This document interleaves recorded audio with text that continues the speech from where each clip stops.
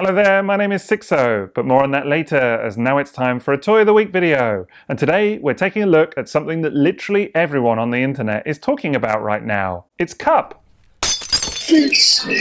Last time I make that joke today, I promise. Yes, I do of course actually mean the new Studio Series toy, which is part of that line's upcoming focus on the 1986 animated Transformers movie, and has already been reviewed by seemingly half the internet and their mums, despite still being on pre-order for release early next year. So it's with great excitement today that we're taking a look at that same character, and here he is. Wait. You didn't think that I had the Studio Series toy, did you?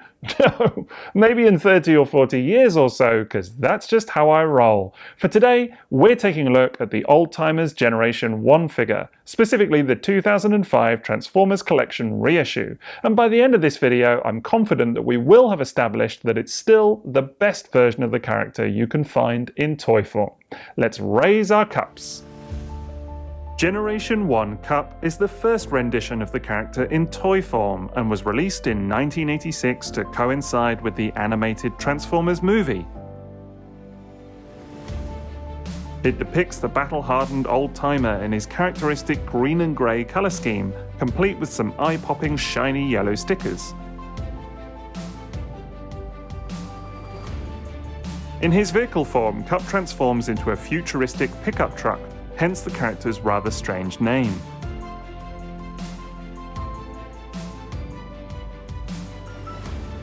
Like a lot of his 1986 contemporaries, Cup represents a distinct shift in design philosophy from the first 2 years of the Transformers toy line.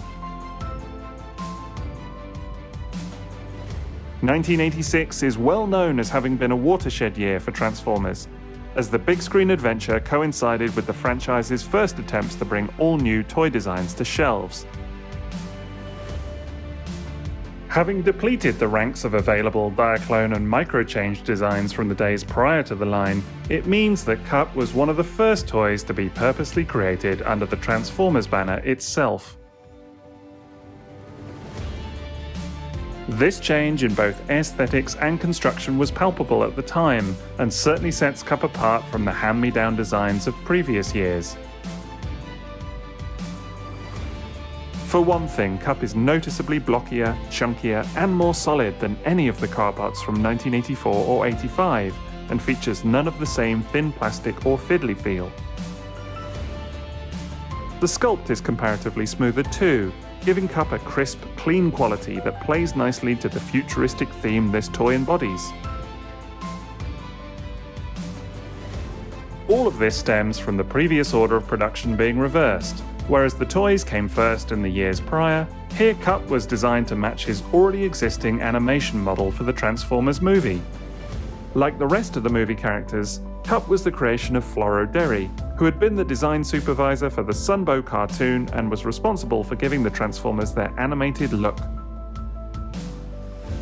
In Cup's case, it means that his idiosyncratic on-screen appearance needed to be later translated to 3D form, although the design makes surprisingly mean work of it. However, there's also something a little more inherently toyetic going on here too, as though it was built to better withstand the harsh punishment of being handled by little fingers. None of that is a black mark against this toy, however, far from it. If anything, it all serves to make Cup feel exceptionally well put together and quite perfectly polished overall. Besides, there are cues that tie him into the earlier toys, such as the prevalent use of die-cast throughout much of the design, including his entire chest section. Early versions of the toy also sported metal feet and rear tyres, though with plastic becoming a distinctly cheaper alternative during the mid-80s, this was phased out for subsequent releases. Regardless, Cup presents wonderfully overall, and is arguably one of the most distinctive toys from early Generation 1 as a whole.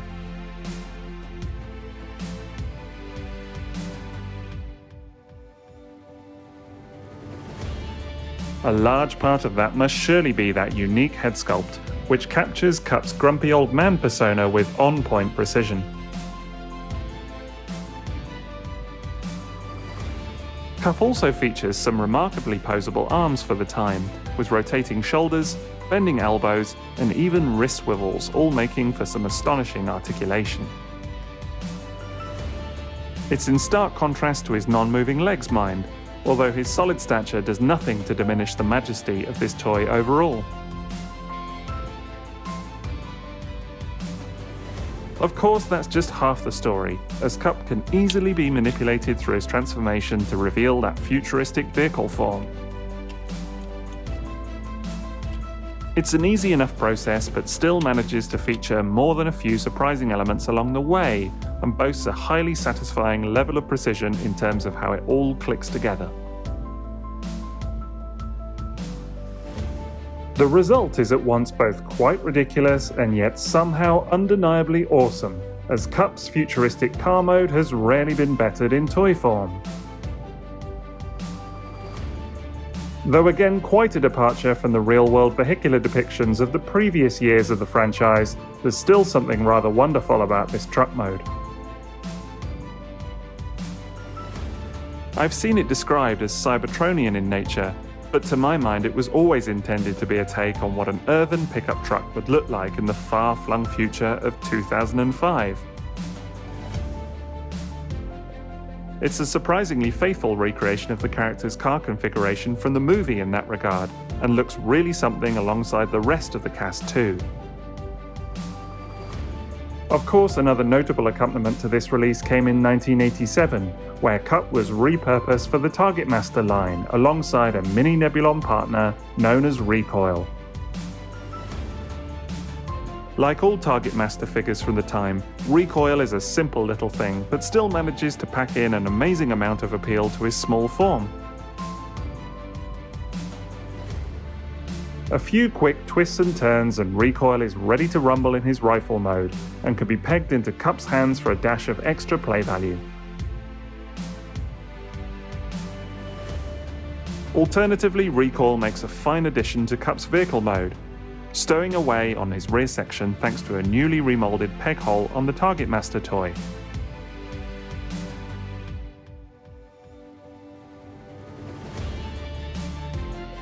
Like the other 1986 toys brought back, it adds an entirely new dimension to an already wonderful design, and makes for one of the more memorable gimmicks of the 1980s toy line. Perhaps that's why it was retained for the only repaint of the Cup design we've ever seen, that being the 2005 eHobby exclusive Takara release of Orion Pax. This red and blue recolor sees the mold doing a decent job at representing Optimus Prime in his younger years, as first shown in the Generation 1 cartoon episode War Dawn. The new paint job sets this version of the toy quite apart from the original, of course, and manages to be a welcome fresh take on an already beloved mold.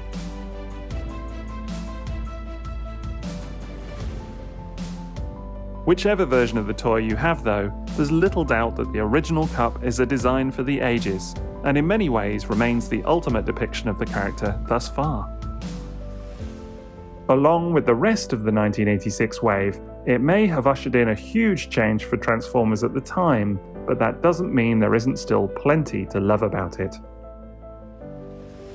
So I really did mean it when I said that the original figure is still the best representation of Cup in toy form that I think we've seen. Not that there haven't been some decent attempts in the years since, but there's just something so charming and delightful about this first endeavour that I honestly don't believe it's ever been bettered. It's just a superb combination of a fantastic head sculpt, an amazing colour scheme, sizzling stickers, and a fun transformation that really all add up to make this a highlight of the 1980s toy line, and I say that as someone who genuinely thought that this looked a bit naff back in the day. Perhaps that's due to the rather unfortunate mistransformation that often marred the toy catalogues of the time, such as this rather infamous example from Argos. He looks like he couldn't stop a pig in an alleyway.